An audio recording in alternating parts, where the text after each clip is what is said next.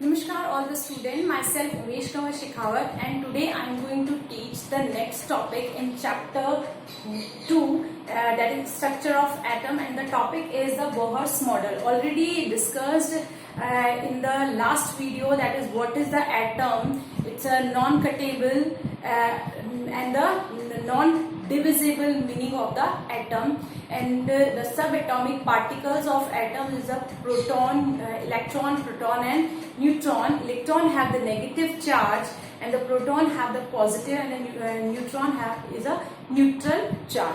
Now the Bohr's model gives the model for hydrogen atom.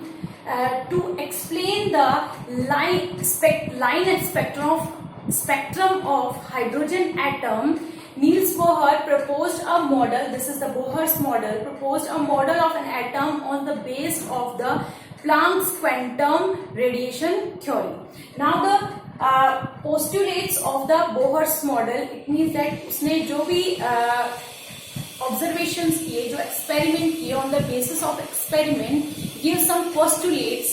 The first postulates for the hydrogen Bohr's model for hydrogen atom is the motion of electron in a stationary orbit. It means that the electrons revolves around the nucleus. This is a nucleus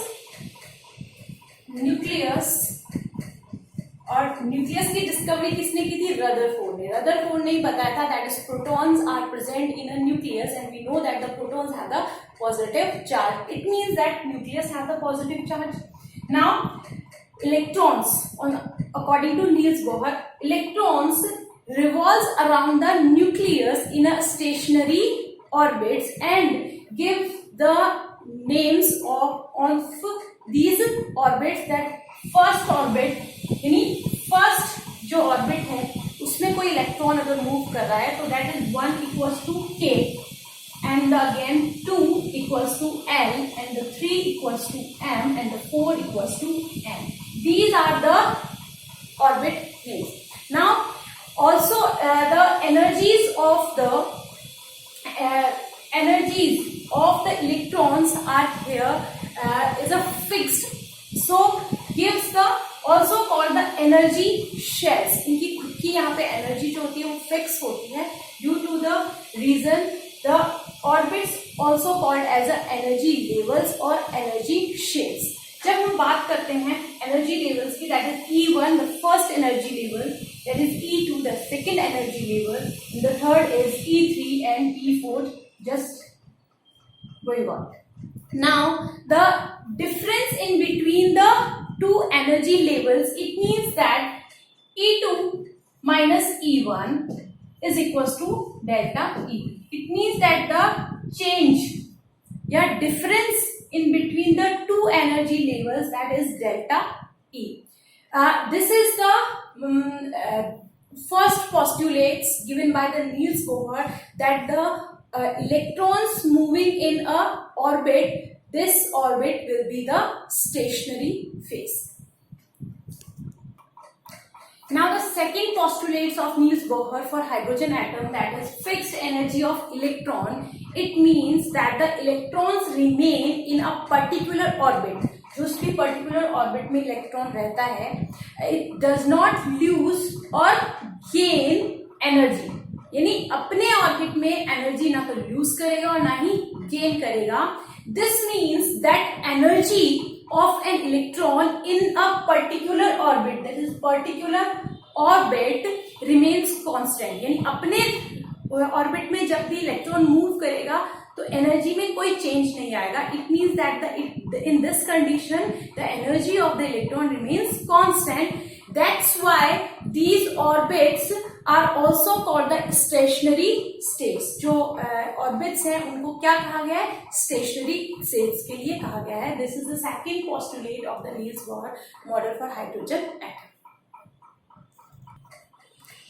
Now the third postulates, that is a fixed angular moment of electron. It means that only those orbits are permitted in which the angular moment, that is angular moment of electron in a whole number multiple of the h upon 2 pi. Here h is the Planck constant. So we can say that the angular moment of electron, that is mvr, equals to nh upon 2 pi. This is the formula for the angular moment of electron calculated. Now the me is the mass of electron, and the v is the velocity of the electron, and the r is the radius of the orbits. जो भी orbits होते हैं उनकी जो radius होगी, and that the n is the integer number here, 1 2 3 4 and so on.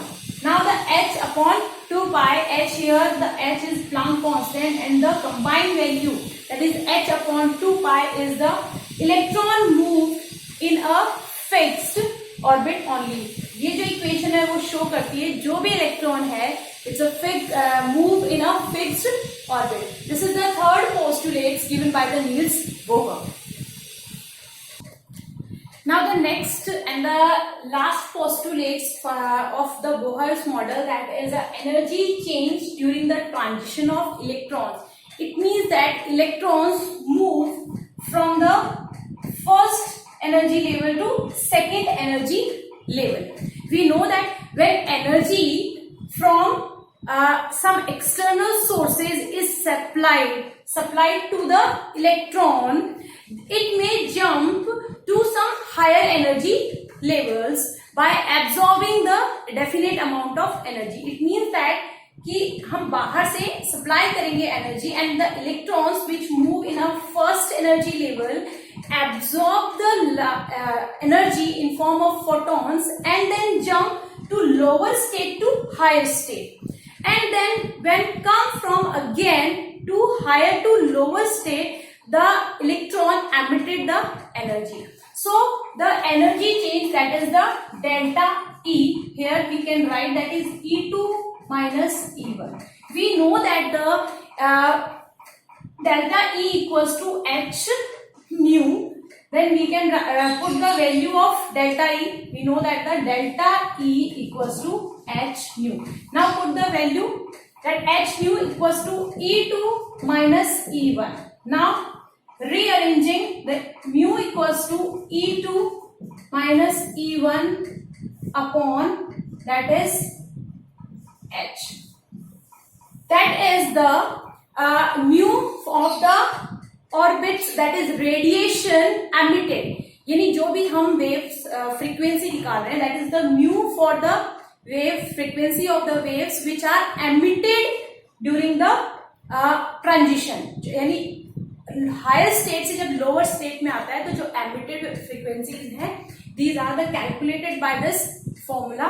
We can write here that is mu equals to del E upon h. This is the fourth postulates given by the Bohr model. By the help of some formulas, we can solve some numerical is related to the Bohr's model.